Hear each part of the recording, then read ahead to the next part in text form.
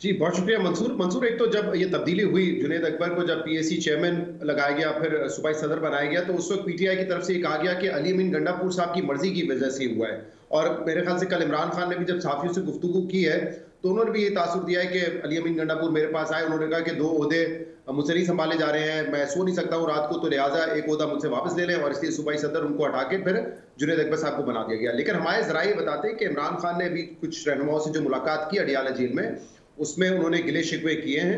अली अमीन गंडापुर के हवाले से नाराज़गी का इज़हार किया है।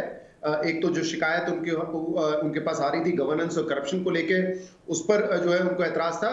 और दूसरा उन्होंने ये भी कहा था, और ये मैं बता रहा हूँ पाकिस्तान तहरीक इंसाफ के जो लोग मिलकर आए इमरान खान से, ये उन्होंने मुझे बताया कि इमरान खान को ये भी इशू था कि मोहसिन नकवी साहब से जब भी मुलाकात करते तो शायद उनकी मजबूरी हो, क्योंकि उनके पास एक ओहदा ऐसा है, लेकिन वो मुलाकातें करने के बाद तस्वीर खिंचाना और फिर वो तस्वीर पब्लिक होना, ये जो है उनको उनको उनकी एक नाराजगी की वजह बनी है।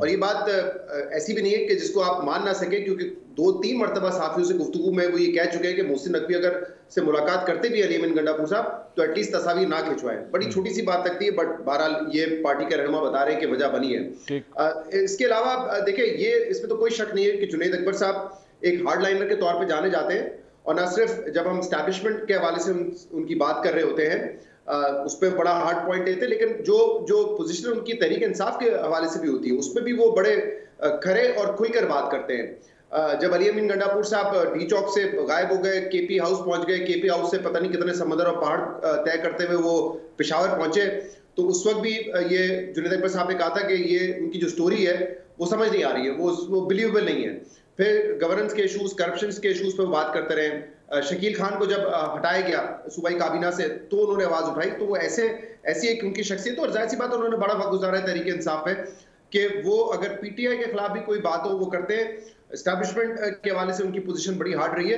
तो ये तब्दीली जो है ऑब्वियसली इस्तेहाद से तो मायने खेज है, और अब तो खुद जुनैद साहब बता भी रहे हैं कि हम मुजाहिमत के लिए आगे बढ़ेंगे, दूसरी जमातों को अपने करीब बुलाएंगे। और इसमें एक वजह ये भी है, देखिए, एक सूबे का ओहदा होना तो एक और बात है। इमरान खान साहब एक और बात भी बार बार कर चुके हैं कि अली अमीन गंडापुर साहब खैबर पख्तूनख्वा के चीफ मिनिस्टर हैं, डेरा इस्माइल खान के नहीं, तो वो वहां से बाहर निकल के लार्जर पॉलिटिक्स को देखें।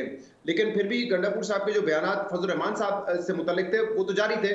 तो ये भी जो है एक कंसिडरेशन में चीज आई होगी कि अगर हमने दूसरी सियासी पार्टीज को मिलाना है, तो ऐसी शख्सियात हों जिनके आपस में ताल्लुकात कम से कम एक नॉर्मल हो।